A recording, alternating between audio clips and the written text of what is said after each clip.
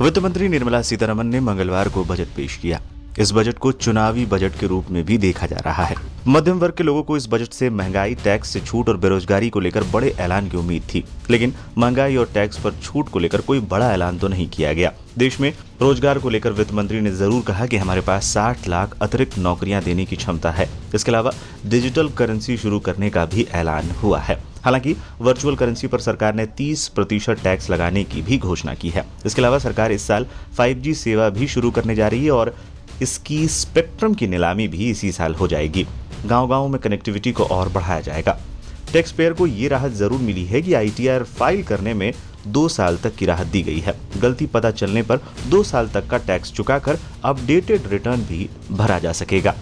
तो ये जानते हैं वित्त मंत्री निर्मला सीतारमण द्वारा पेश किए गए बजट 2022-23 की 5 बड़ी बातें। लॉन्च होगी डिजिटल करेंसी।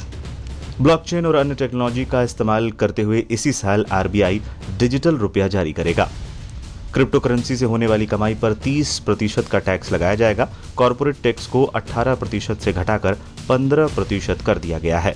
गेमिंग और एनिमेशन बनेंगे इकोनॉमी का हिस्सा। वित्त मंत्री ने बजट भाषण के दौरान कहा कि एनिमेशन, विजुअल इफेक्ट्स, गेमिंग और कॉमिक सेक्टर में रोजगार के असीम संभावनाएं हैं। ऐसे में AVGC प्रमोशन टास्क फोर्स इससे जुड़े सभी स्टॉक होल्डर्स से बातचीत करेगी। ऐसे रास्ते तलाशे जाएंगे जिससे हमारी घरेलू क्षमता के जरिए हम अपने बाजार और ग्लोबल मार्केट की जरूरतें पूरी कर सकें।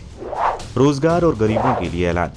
PM गति शक्ति मास्टर प्लान के तहत एक्सप्रेसवे बनेंगे। नेशनल हाईवे नेटवर्क 25,000 किलोमीटर तक बढ़ाया जाएगा। इस मिशन के लिए 20,000 करोड़ रुपए का प्रावधान किया गया है।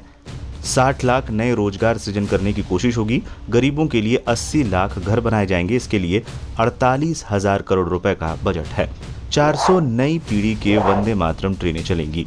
400 नई जनरेशन की वंदे भारत ट्रेनें अगले 3 साल के दौरान चलाई जाएंगी। 100 प्रधानमंत्री गति शक्ति कार्गो टर्मिनल भी इस दौरान डेवलप किए जाएंगे। मेट्रो सिस्टम को डेवलप करने के लिए इनोवेटिव रास्ते अपनाए जाएंगे। गंगा किनारे अब ऑर्गेनिक खेती। MSP का भुगतान सीधे किसानों के खातों में किया जाएगा।